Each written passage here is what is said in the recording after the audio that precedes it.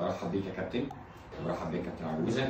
طبعا كابتن حضري غني عن التعريف، هو اول ما كنا بنشتغل في المحافظات واحد الناس اللي عملوا في محافظه الوادي الجديد ترتيب رائع ان شاء الله، عشان في الصيف هيبقى عندهم حكايه جميله قوي ان شاء الله باذن الله. احنا طبعا بطوله دوري ابطال العرب بمشاركه الخور والهلال الزهراني والمريا الاسباني بيشرفنا، ومجموعه من الانديه العربيه المحترمه يعني بتتواجد بارجل لاعبينا بمواهبنا، احنا بيشوفوا اولادنا بشكل تسويقي محترم مختلف عن موضوع الاختبارات والكلام ده.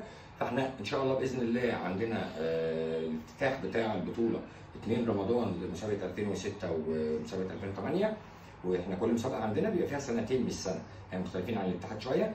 البطوله بتاعت الاتحاد الدولي للاكاديميات، وانا بعلن بصفتي المدير التنفيذي للاتحاد في منطقه مصر والشرق الاوسط شمال افريقيا، انه الجزء بتاع الامانات المختلفه لكل منطقه ان شاء الله باذن الله المنطقه الاميريه وشرق القاهره، الاميريه بقى والزيتون والزاويه والجزء دوت هتكون ان شاء الله باذن الله في قياده امينه مع الكابتن حضري.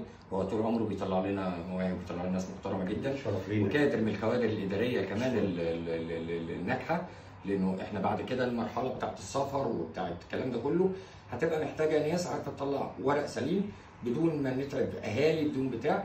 معنا طبعا كابتن عجوزه احد الناس اللي يعني هو لعيب كبير، او عشان بس ما ناخدوش من السكه الرئيسيه عشان انا بسوقه عشان ما يبص مني، يعني هو من الناس اللي يعني ابطال الفريق الاول عندي مع كابتن مصطفى ومع الناس المحترمه، وبالاضافه انه اكتر من نادي بيتكلم معاه.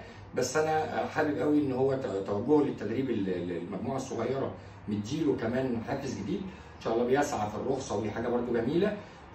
هم المسؤولين تقريبا عن المنطقه ديت، وكلمه مسؤولين عشان بس احنا الضغط كبير واحنا نفسنا كل الناس تتراعى، بمعنى ان الولد هو النجم بتاع موضوعنا، مش الاكاديميه ومش المدربين ومش احنا ومش اي حد، الولد هو النجم. فبالتالي انا برحب بيهم طبعا، شرف ليا ونورتوني. اتمنى ان شاء الله نكون عند حسن ظن حضرتك بينا وظن المنظومه كلها.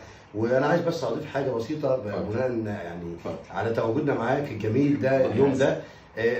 احنا دلوقتي بنبص على استاد القاهره على طول، يعني مقر اتحاد او الاتحاد الدولي للاكاديميات فرع مصر والشرق الاوسط والشرق الاوسط، ان احنا يكون عندنا هنا حاجه زي كده، ده احنا مفتقدينه. بالفعل احنا بنشوف في الدوريات الاوروبيه، في الدوريات العربيه، اقوى الدوريات الافريقيه حاليا نجوم كبار خريجي اكاديميه كذا، خريجي اكاديميه كذا. هو خلينا نقول انه مثلا افضل لعيب في مصر هو كابتن زيزو، انا اهلاوي برضه عشان الناس ما تقولش لعيب كوره بيلعب كوره يعني اكاديميه.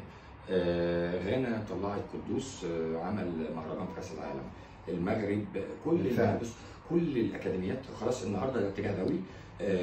اكاديميه محمد الخامس شغاله في المغرب، مشروع رايت تو دريم شغال في غانا، تالنت ايجيبت الحمد لله اشتغل في مصر واشتغل في الدول العربيه، وده اللي خلى الاتحاد الدولي وافق انه يبقى معانا في كل الخطوات. وان شاء الله باذن الله قريبا جدا جدا جدا نفس الاجتماع دوت بامانه اللجنه كلها يكون موجود في اكتر من دوله عربيه، لان في النهايه هم كلهم ولادنا، فربنا يكرمنا ونكون سبب ان شاء الله. ان شاء الله في البطوله يا رب، وباذن الله نتقابل في الافتتاح بقى على الهواء ان شاء الله يا ريس. بالتوفيق. بالتوفيق يا كابتن مصر.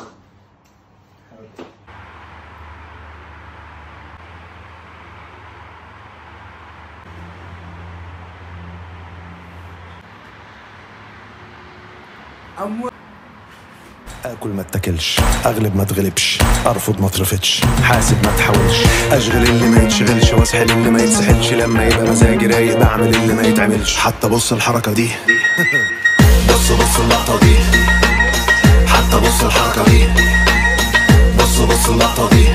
شوف انت عامل ايه وانا عامل